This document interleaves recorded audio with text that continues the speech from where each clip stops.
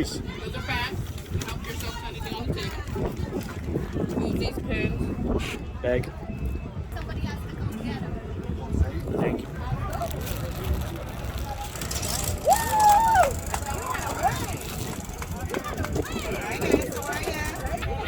Right, now I'm recording.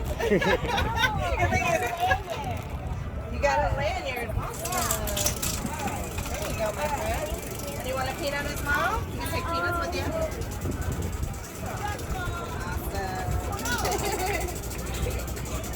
Awesome. Free appetizer. Free appetizer. Free what? Appetizer. Boom, it is. Ah! See, I called it. I didn't play. Wait, hold on 1 minute.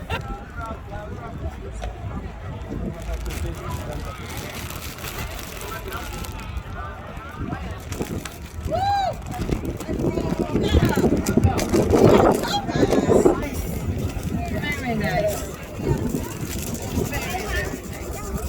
Nice.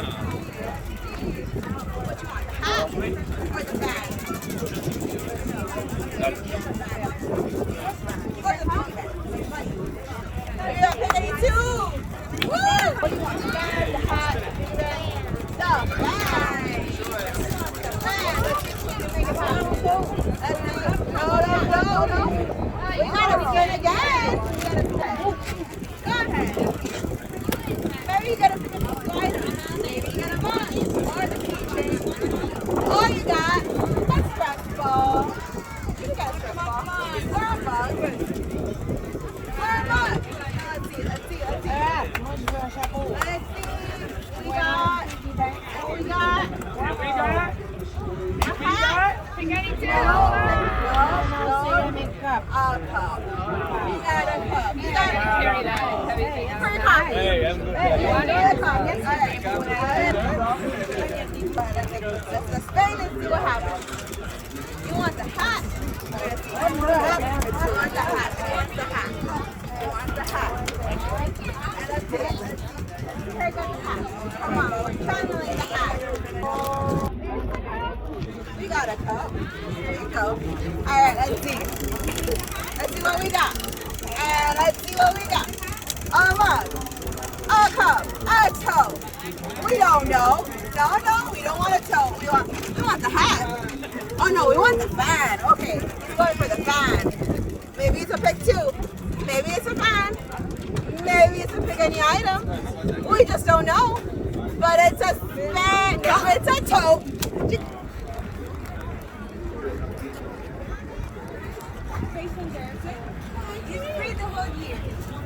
Hi, how are you? Hi. We are from Cricket, Freeport.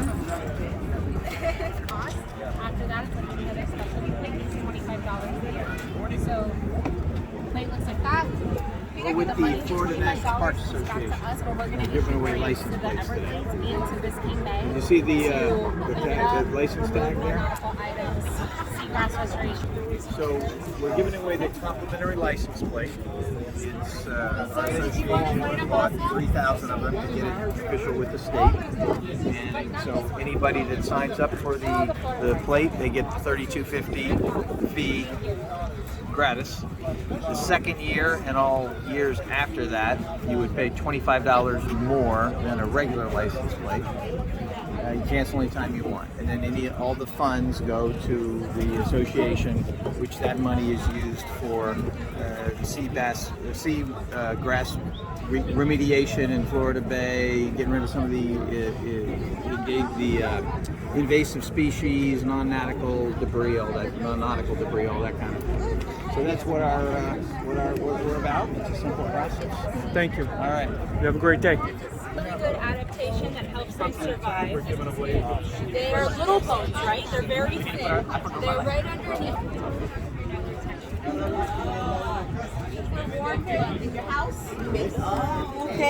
Yo hago la póliza para pagarla en la deuda. Oh, para la póliza. De seguro de vida para pagar la deuda. Cuando se muere el hombre hay que pagar la deuda de la casa, ¿sí o no? Sí, claro. Entonces cada vez que usted haga una póliza esa, yo le ayudo para que haga la 215 y se...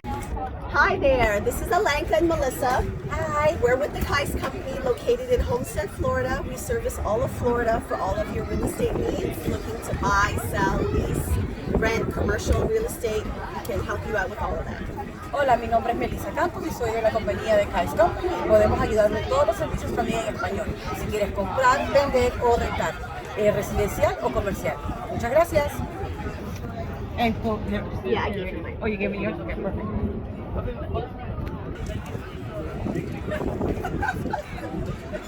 How are you? Good. Is this your car? No, I wish it was. Big spending. It looks good. What are you? Miami-Dade County Commissioner, Danielle Higgins, District 8. Two conferences, Palmetto Bay, Cutler Bay, the Redlands, and a portion, small portion of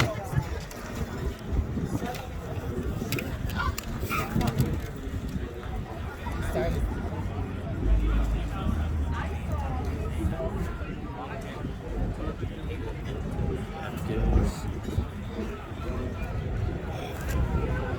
Would you like to sign for a raffle for 4 tickets to the NASCAR races? I met my parents. I met his grandmother. Hi. The club, and we're opening up a soccer league for kids ages 3 to 10 here in Homestead. That'll start in September and go through to November, the fall season. And all I have to do is go to your. So you could sign up. I don't know if you have kids. No. I'm a YouTuber. Oh, okay. Yeah, they just have to go to our website and sign up. I'm not getting. We're getting people's emails and names. Yeah, I'm not Email getting. them. I'm not getting the information there. Yeah, we'll email them when registration opens. And All right, now I'm recording now. okay. I was recording, but then I stopped. Unless it was pretty significant. Oh, I thought I saw you in a red truck or something. Is that you? It's me. Oh yeah, this is me. It wasn't far. I was lucky. Please and thank you. Yeah, he's been hanging out with us. He's been helping us out. Excellent. Yeah, I think you might want to stay over there with us. So, but we wanted to find you. We can use it to measure distance on different points of the chart. Thank you, sir. Of course. Have a blessed day. Thank you for your service.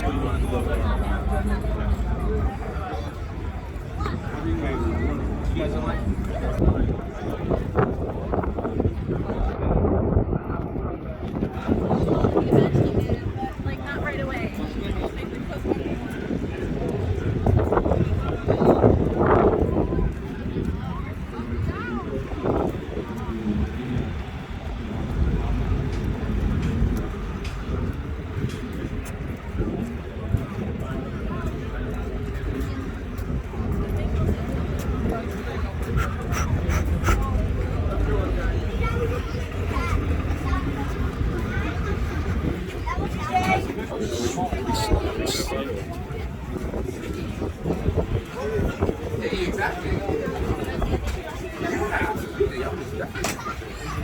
No?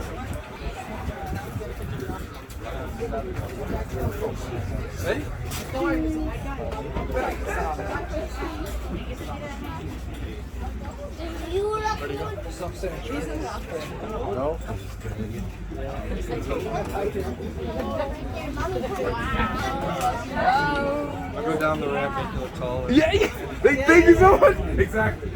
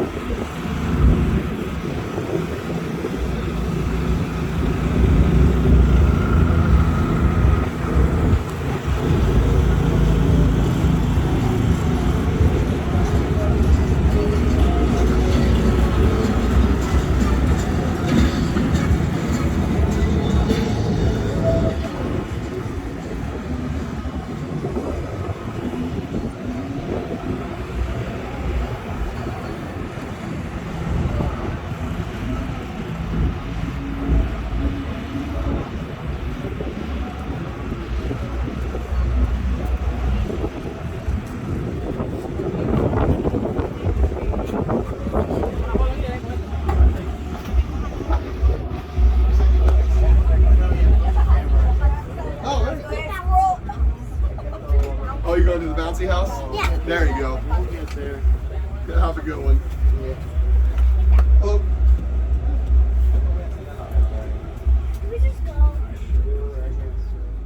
¿Usted estuvo en Navy alguna vez? No, yo he estado Coast Guard directo. toda mi vida Coast Guard, sí. Y si uno sale del Navy, ¿es más fácil entrar ya al Coast Guard? Sí, te hace más fácil. Hey, how's it going? Si tú estás en el Navy, te hace más fácil.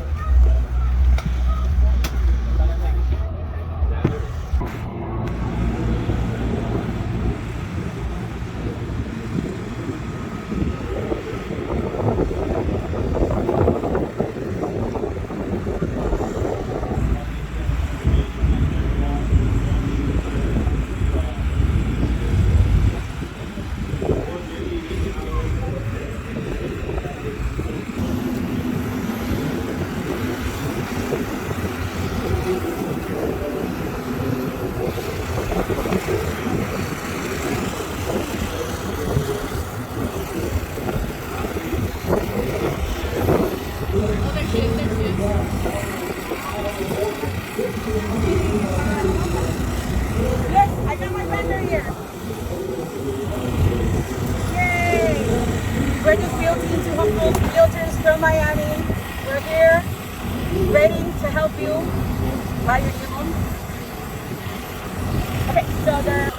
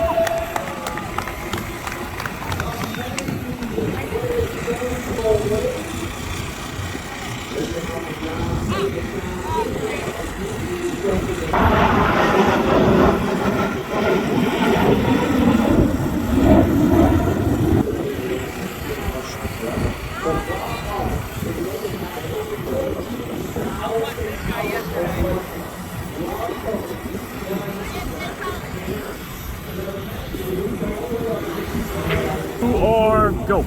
I'm Ray Beasley with the Miami-Dade College Homestead campus. I want some School of Aviation.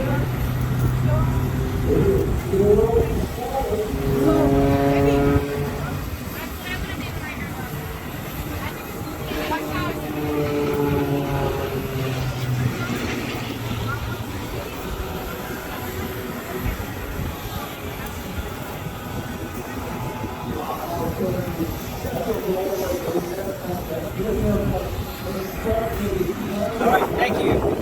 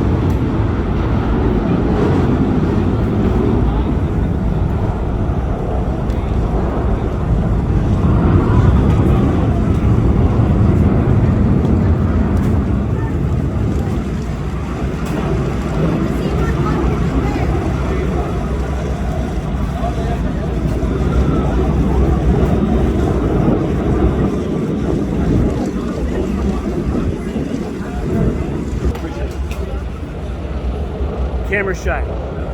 Yep, I am.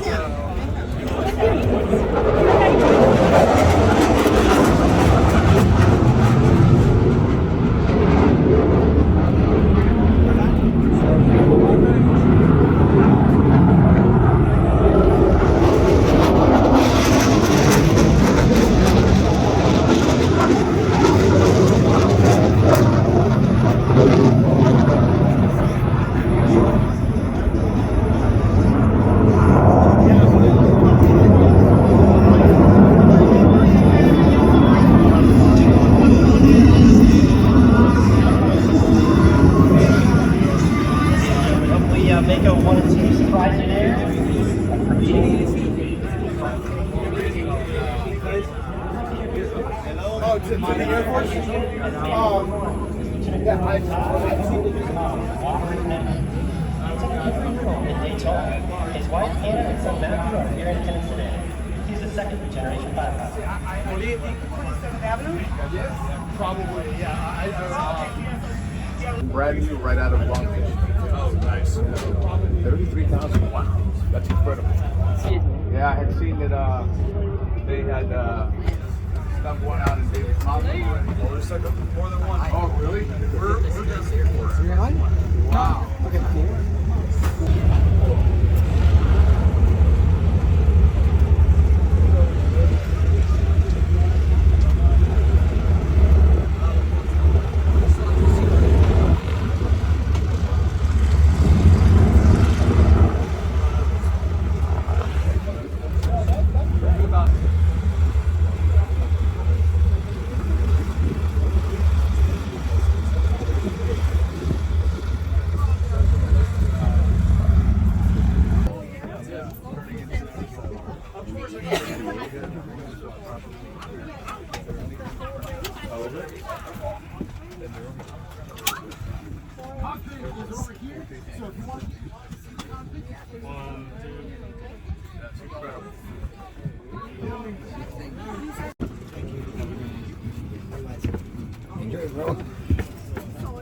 Can we do barrel rolls?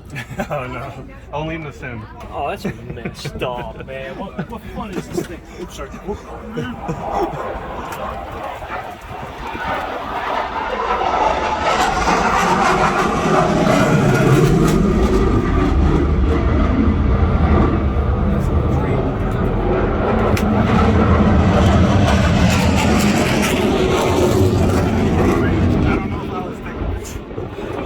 No, I was taking video.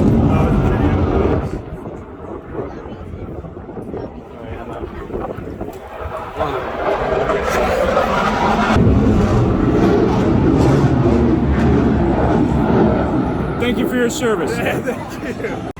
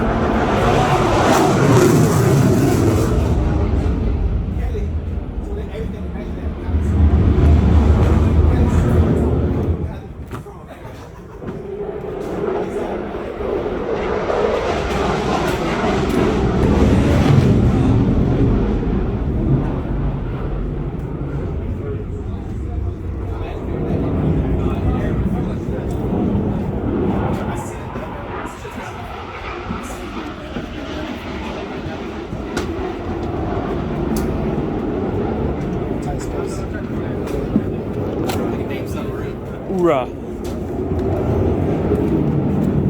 That brings me back. Yeah, but get in the middle. That's actually where you can see. Sorry, guys. Sorry. No, you're good. You're good. Sorry. Yeah, Shit, sorry, it's like, you see in the back, you see that big tube on the back of the jet, that's boom, we'll Yeah, drop but it. I'm serious, get in the middle. Gotcha. We drop it using these controls, and then we'll use here. Bud, get in the middle. Please get in the middle, man, for my YouTube channel. Yeah, Let's for his YouTube channel. Please. Just climb in. Step over the seat, it's fine. Nomadic flag folder, guys. That's my YouTube channel. So here it is. We'll have our flight control stick here. We'll up down left right on this one, and that's our telescoping stick, and that's just in and out as you can see here. So this is our main seat, and this is our instructor seat. So as you can see, I can control that from here. Oh, that's cool. Yeah. So like if you have a new student that's kind of being too aggressive or not doing the right thing, You can control. Yeah. You had me at the part where you said in and out. See, those are our gauges there. Watch your head. Yeah. Now, what if you're afraid of heights? No, I'm kidding. It's not that bad. It's not that bad. Yeah. I can show you a video if you want to see it. So, buddy, how many G's do you think we can fit in here? A clown car. That's what it is. It's not enough of a sausage fest yet. Oh, bro. This kind of looks like what FCC Yeah. is. You watching, bud? Yeah, you can. So we control the boom, the one receptacle, Oh, that's cool. get it in, and then start passing gas. Yep. She just put a big old ladder upstairs. So everything behind you right here is just going like that, and then we have our wing tanks as well. Got it. So we carry. And then if you wanted to go ultra fuel, though, you can also put a bladder up in the main cab. No, we can't do that. No? How you doing? How you doing? See, this is the air fueling station. So if you saw the back of the jet, that big kind of tube hanging on the back, that's our boom up. That's our boom. So using these controls right here, we'll unlock it, bring it down, and then these are controls here where we'll flight control sticks, so up, down, left, right, and this is our telescope stick. So in and out. So this here is our main seat, and this here is our instructor seat. The seat you're in, that's the observer seat. So it's kind of if somebody wants to come hang out back there, keep us company, it's like sit there as well. So if you want to take a seat here, you can look out. That's our main window, and then above that.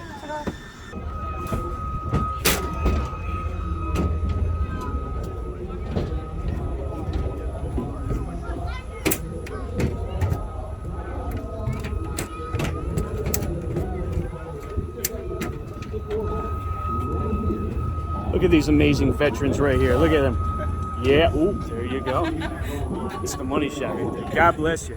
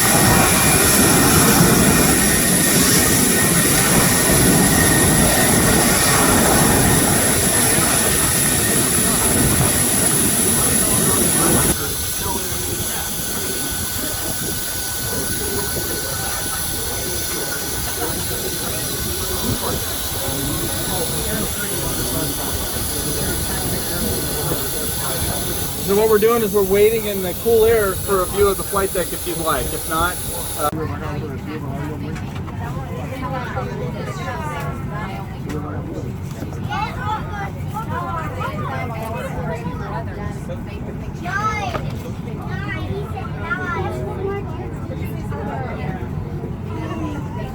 Somebody singing.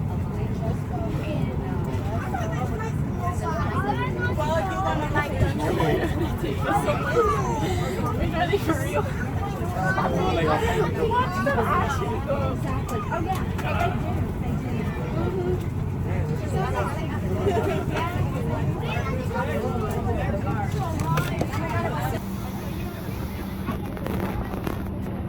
Everybody here? Okay, raise your hand if you're next to see the aircraft. You are? All right, and then we'll clear out first class. So if you want to come forward, that would be great. If you all come forward, and what we'll do is with anybody in coach, they can move forward and take the first class seats. You'll be next to see the flight deck. Come on up, sir. Thank you. All right, who's next? All right, hey guys. How you doing? Hey, how are you? Fine, thank you. I got a YouTube channel. Oh, beautiful. Yes, so I'm just getting content. Awesome, man. So this is what you see. With the 37 Mac. Wow, all right.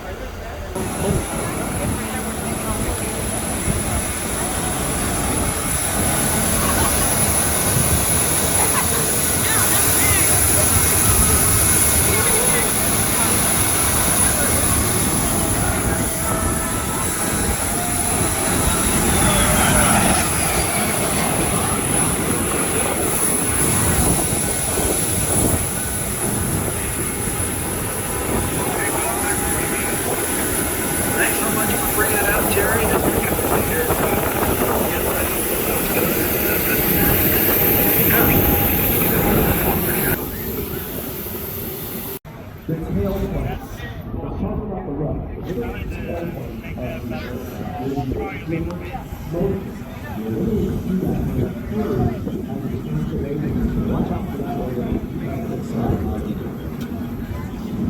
But you know, yeah, if you had known where you were going, you would tell the cops where you need to go, where you were going.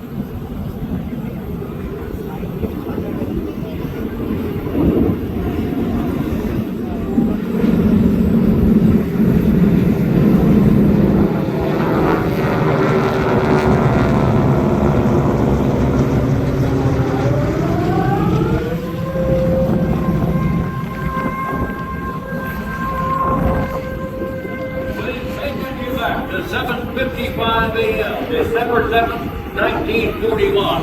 Imagine that you're there that fateful morning. It was a peaceful Sunday over 80 years ago in Pearl Harbor, Hill Field on the Hawaiian island of Oahu. Our entire naval base was awakened with most of the fleet anchored peacefully within the confines of Florida. He experienced the roar of engine, the sound of bombs, and the American away of 189 bombers and bombers from Japan's first air fleet, led by Japanese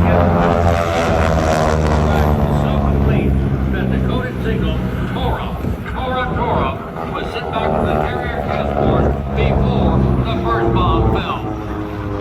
A single remote radar station had spotted the incoming raiders, but mistook them for a flight of B-17s due in from the mainland. The B-17s arrived, and like America herself, find themselves at a war that had not yet been declared.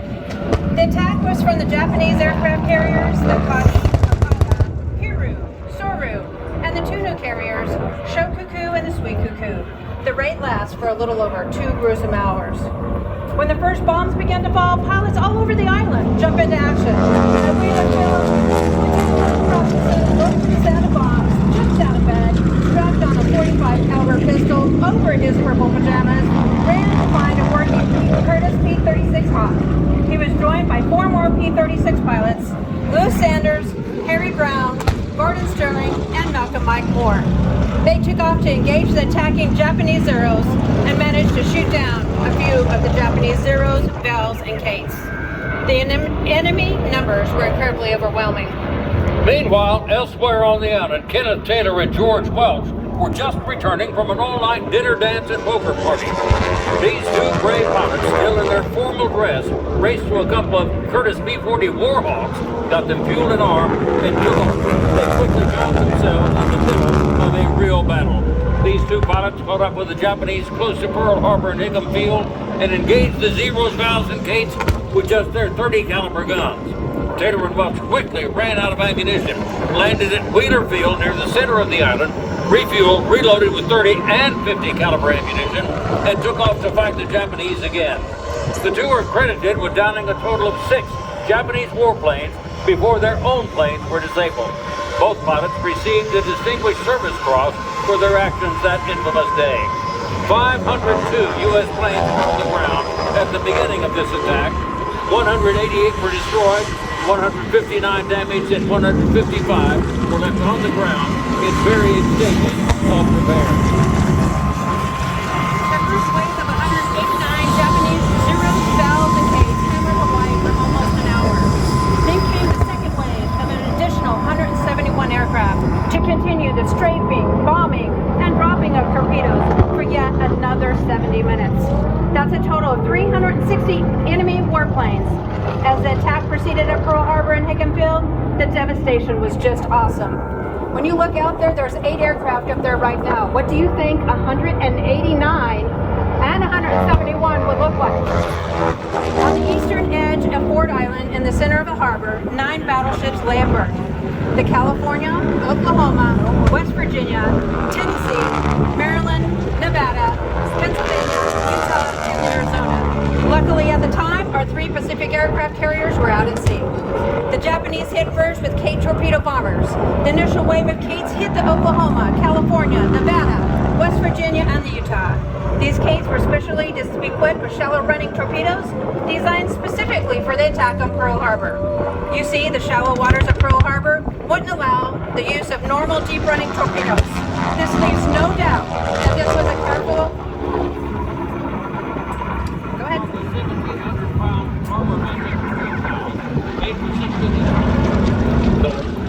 Then came the Val dive bombers, armed with 1,700-pound armor-busting projectiles, made for 16-inch battleship guns, but converted to aerial bombs. These planes dived down on the Nevada and the Arizona.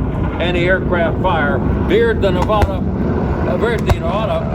away from the Nevada on the first wave, but the Arizona was not that lucky.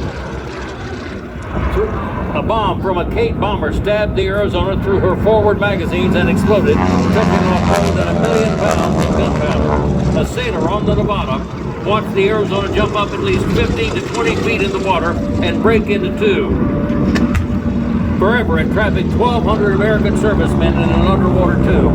The ship sank in less than 3 minutes and remains at the bottom of Tokyo Bay to this day. Meanwhile, at Bellows Airfield on the northeastern coast of the island, more U.S. Army Corps pilots were racing to their P-40s. Unfortunately, Japanese Zeros appeared at the same time and started strafing runs. One P-40 pilot was killed as he stepped into his cockpit. 2 other P-40s were shot down just as they got off the ground. The flight of 12 B-17s coming from the mainland finally arrived and were immediately attacked by the Zeros. Unfortunately, in all of the confusion, the B-17s were shot at by friend and foe. The frightened crews landed wherever they could, one of them in a pineapple field not far from Hickam Field. A B-17 pilot, Major Landon, trying to land, said what had held the way to enter port, out of gas, unarmed, and no place to land. Amazingly though, 8 of the 12 B-17s actually made it to Hickam Field. At Marine Air Corps Station Ewa, PFC Melvin Thompson was on guard duty when 9 Zeros attacked the base. He stepped out of his guard shack, drew his 1911 45 caliber pistol, and began firing on the planes at the time. A Japanese pilot, Yoshio Shiga, saw Thompson firing back. Years later, he remembered Thompson's tenacity and fighting spirit, describing the lone Marine as the bravest American I've ever seen. All over the island, soldiers were bringing their weapons to bear in the fight. Anything that get working. 45 caliber pistols, Springfield rifles, and in some cases our soldiers were able to get the 30 caliber and 50 caliber belt-fed machine guns into action, bringing down super marauding Japanese Zeros, Vals, and Kates.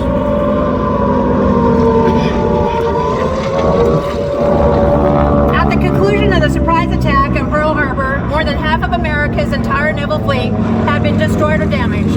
Nearly 24 Americans were killed, over 1,200 wounded, and at the time, 960 were missing. 188 aircraft were destroyed, 159 were damaged, and just 155 aircraft were left on the ground. 2 battleships, 3 destroyers, and 3 light destroyers were destroyed. 6 battleships were damaged. Our greatest naval base lay in ruins along with our complacency. Yes, ladies and gentlemen, kids, you're observing a recreation of the surprise Japanese attack on Pearl Harbor on December 7th of 1941. Tora was the message that went back to the carrier task force indicating a totally successful raid. The Japanese caught us completely by surprise with their Zeros strafing the barracks and all the airfields across the island.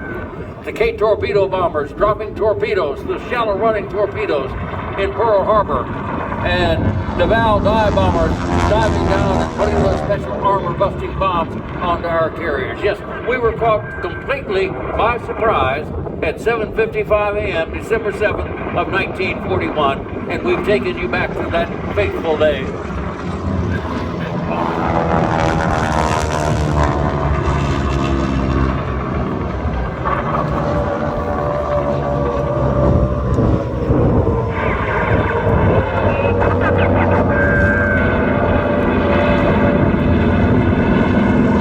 The following day, December 8, 1941, President Franklin Delano Roosevelt announced our entry into World War II with these words to Congress, the citizens of the United States, and the world. December 7, 1941, a date which will live in infamy. The United States of America was suddenly and deliberately attacked by naval and air forces of the Empire of Japan. It will be reported that the distance of Hawaii from Japan makes it obvious that the attack was deliberately planned many days or even weeks ago. The attack yesterday on the Hawaiian Islands has caused severe damage to American naval and military forces. No matter how long it may take us to overcome this premeditated invasion, the American people in their righteous might will win through to an absolute victory. Admiral Yamamoto, the mastermind of the Japanese attack, said, "I fear that we have awakened a sleeping giant and filled him with a terrible resolve." And he was right. In the 44 months of fighting that followed, the United States sank every one of the Japanese aircraft carriers, battleships, and cruisers of the Pearl Harbor Task Force. Nagasaki, the city where the special armor-busting bombs were made, was destroyed by a U.S. atom bomb on August 9, 1945. When the Japanese surrender document was signed on September 2nd, among the U.S. warships present in Tokyo Bay was our West Virginia. Would you please join me in a moment of silence in memory of all those who lost their lives that infamous day?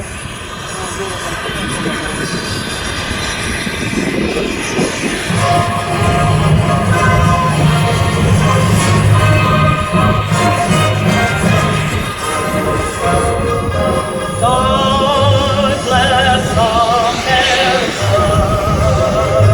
land that I love. Stand beside her and guide her through the night with a light from above. We do not mean to promote nationalism or glorify war by this demonstration. We simply honor a time when our nation was strong and united. In the 3.5 years after this attack, we, the people of the United States, had 16 million men in uniform, built 100,000 fighter aircraft, 98,000 bombers, 58,000 trainers, 24,000 transport planes, 22 aircraft carriers, over 1,000 other floating ships, from battleships to submarines, and countless of thousands of ground vehicles. The United States of America's dedication led to the surrender, not only of Japan, but Nazi Germany as well, giving peace and freedom to the entire world. We do this in appreciation of that dedication, determination, and effort. and extend our appreciation to the men and women fighting for our freedom today. We salute them all, past, present, and future. We'd like to draw your attention to your right. The planes of the Tora fleet have coming in from the right in formation for a special salute to everyone here at Homestead Air Force Reserve Base. We're glad you're here, and we've got a special salute for every one of you. Get your cameras ready. You're going to want to get a picture of what's about to happen with the planes right over them. The pilots of Tora, and when they finish this special salute, they'll come in front of you one at a time, and it will be our pleasure to introduce them to you. Get your cameras ready. A special salute from Tora of the Commemorative Air Force.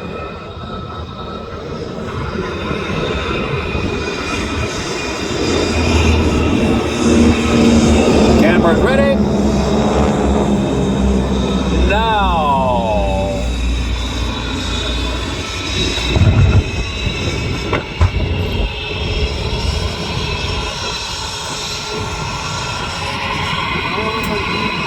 And now the pilots will break off to your left and come back in front of you in a photo pass formation. And Denise and I will be happy to introduce each of the pilots to you and tell you where they're from.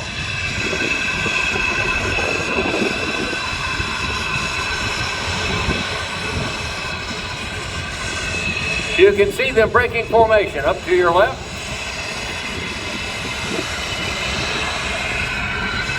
Coming around to pick up the markers for the photo pass.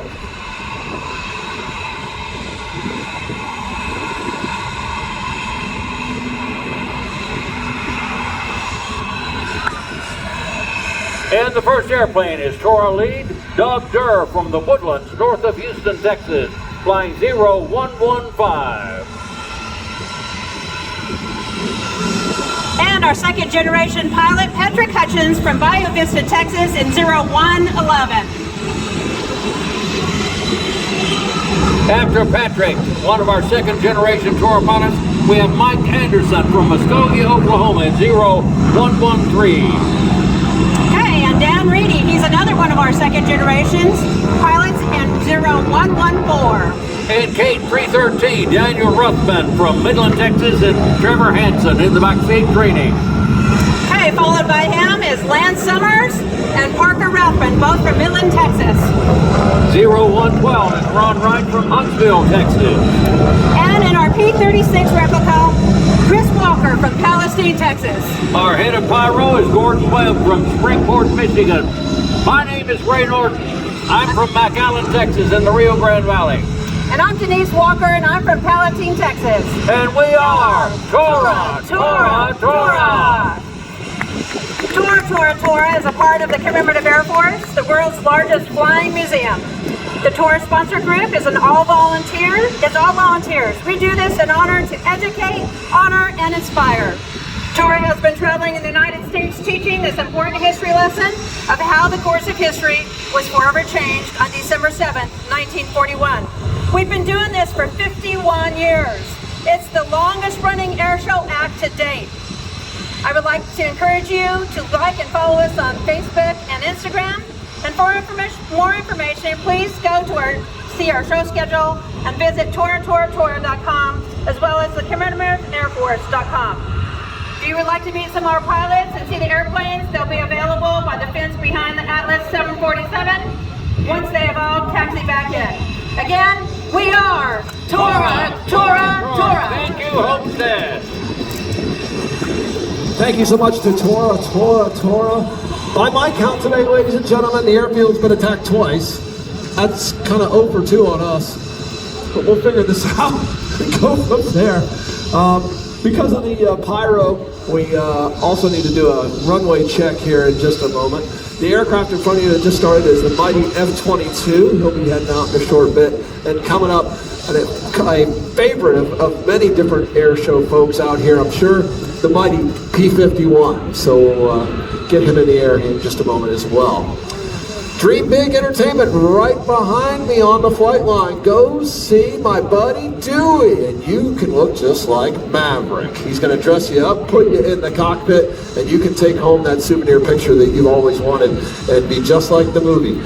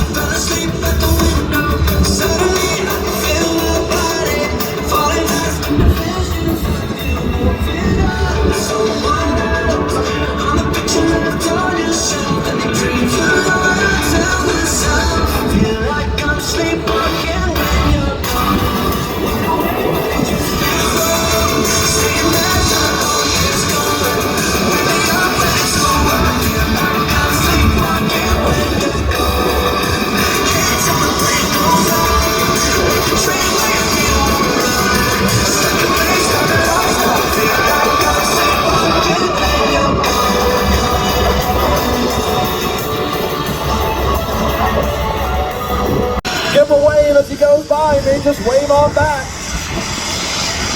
There he is. Raz in the F-22.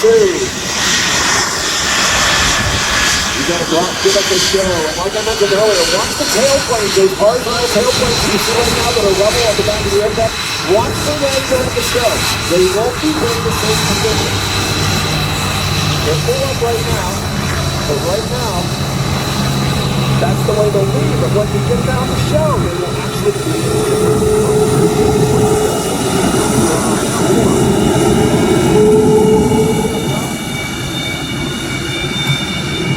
Now we just launched the B-51, I'll give you a little history on the aircraft. This particular aircraft originated with an April 1940 proposal to create a new ground-up fighter. There was simply too many losses.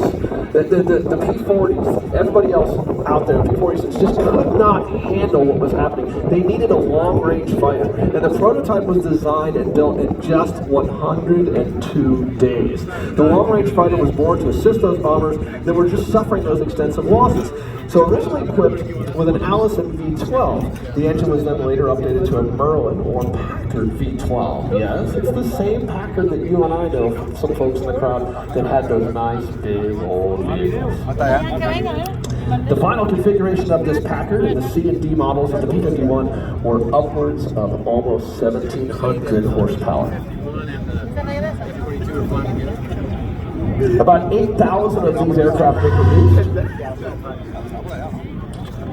and they were armed with 10 5-inch rockets, or about 2,000 pounds of bombs.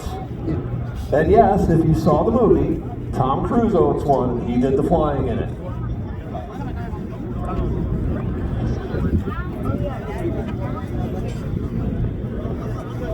So as we get the P-51 into position, this particular aircraft is known as Swamp Fox. Painted in the colors of Lieutenant Colonel Will Ford, 364th Fighter Squadron, 357th Fighter Group. Ford grew up in the Carolinas. That's where RT, who's piloting the airplane, is from as well. And while fighting and flying in England, he thought it would be funny to name the plane after a famous American Revolutionary hero from South Carolina, Colonel Francis Marion. Marion was hated by the British and gave him the moniker of Swamp Fox, and that's the airplane's name.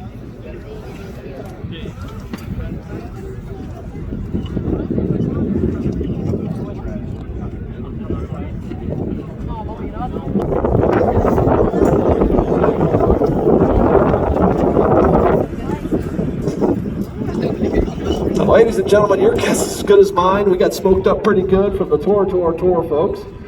Lots of pyro there on their sneak attack. So we're out here looking for the Swamp Fox. You probably hear it before you see it.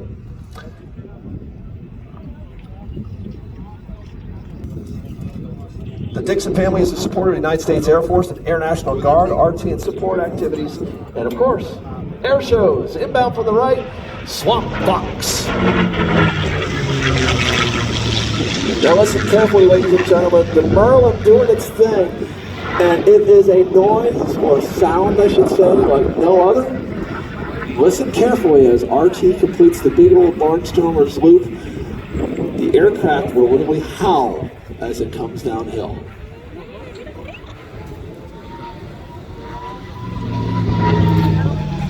That very noise was feared by the enemies. When they heard that, it was time for duck and cover.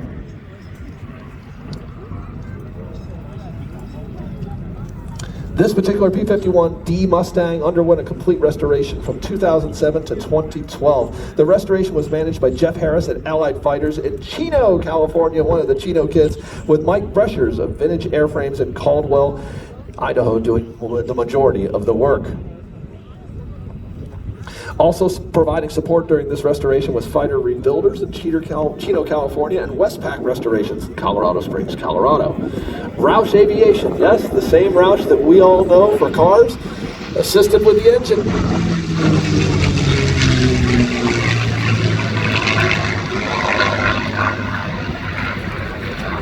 RT trying to tie the level for low here at the air show today. I'm not sure if he was quite as low as Jerry Connolly earlier in the Vampire, but giving you a great flat pass down the runway.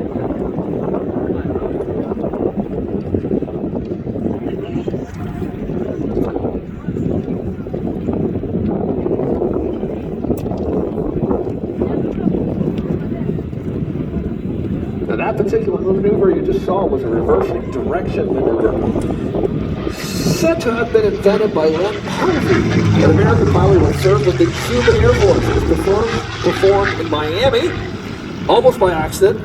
When performing snap rolls at the top of the loop, he was way too fast and corrected and did a half roll, completing the turn and direction. Later, he was asked what it was called. He named it the Cuban 8. He just completed the half Cuban 8 as RT goes back to hide in the smoke.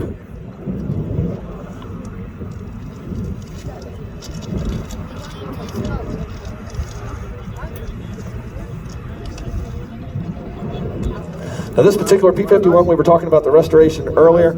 After several decades on the ground, 5420 Victor's first flight and restoration was mid-May of 2012. RT completing the 4-point roll for you, showing the maneuverability and agility of the P-51.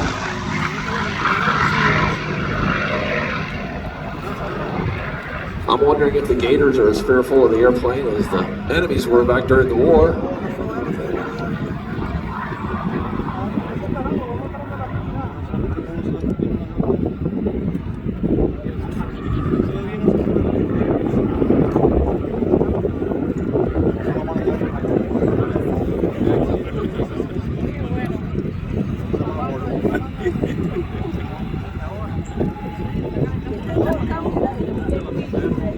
Hear the howl of the wing on the P-51 that we talked about a little bit earlier. As RT gently pulls back on the stick. Gives a beautiful victory roll, and he did give us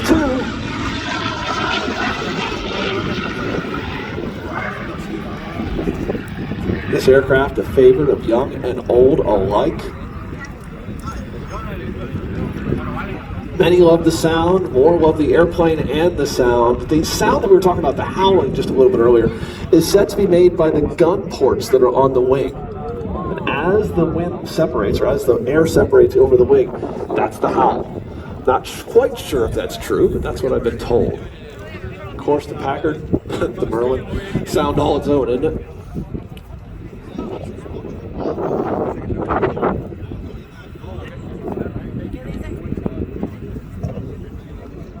Now, this particular P-51, serial number 44-15660, was manufactured by North American Aviation, Inglewood, California, and delivered to the United States Air Force on 20 October 1944. The Swamp Fox, showing us the capabilities and completing a barrel roll.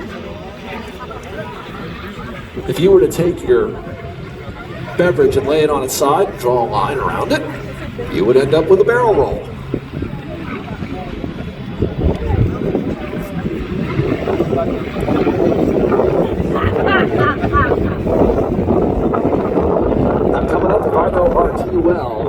allows us to see the top of the airplane really well. I'll call it out when I see it. May have had a late bomb going off out there. Now back inbound from the right, RT setting up for the banana pass, cameras ready. The pass literally looks like a banana, the curvature. He will come inbound from the right, he'll be a little closer than before, and you'll get a great view of Swamp Fox.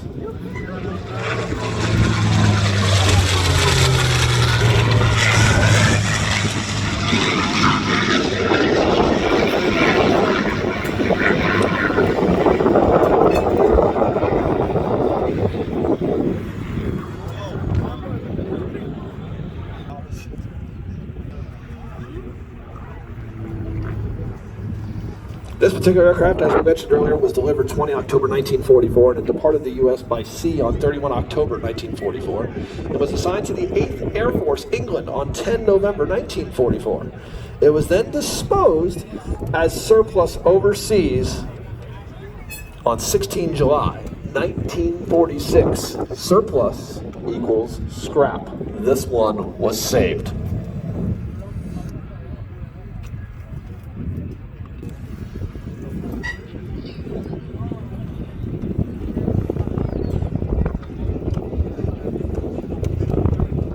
This particular aircraft was later pulled from surplus, purchased at auction by a private individual in 1957, and the plane changed hands several times, although it remained unflyable until the major. It was painted as Swamp Fox and honors World War II pilot Will Fjord, who was a member of the 357th Fighter Group.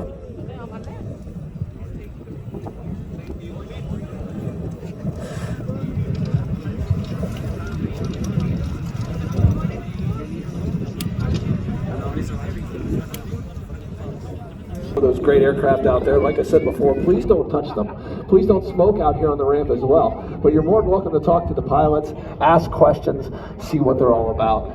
Anything from World War II aircraft all the way up to present day, and even one of our own Makos, the Fox Mike Mako F-16 sitting right here behind me. There is a kids area. We may even have some more band activities a little later as well. And Aftershock will be coming up. You're saying, Herc, what is Aftershock? That is the jet truck. We're going to pick a fight with the jet truck with an airplane. We're going to see who wins on a race-off.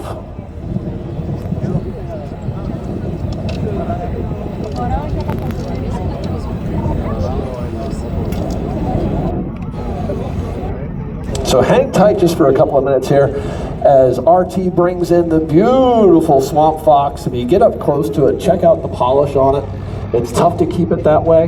Many of them were not polished. Many of them were actually raw aluminum. They didn't expect many of these airplanes to actually survive the war.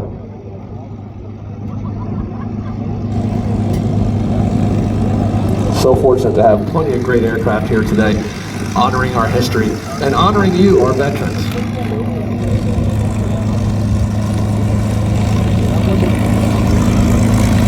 Special thank yous going out to the Miami County Board of County Commissioners. Special thanks to District 9. And as RT comes down the line, give him a big old wave. He'll wave down at you here, and he'll see you. He may not be able to hear you over that big old Merlin V12 up front, but he'll certainly wave at you.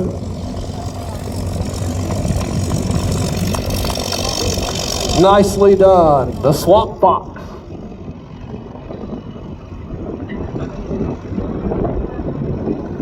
My Games to Go is on hand. It's a custom-built trailer with 9 game stations and 1 virtual reality station. They do have Miss Pac-Man. I know you know how to play it out there. I used to remember the pattern, but I don't. Here, Chance, another great look at Swamp Fox as he taxis down the line.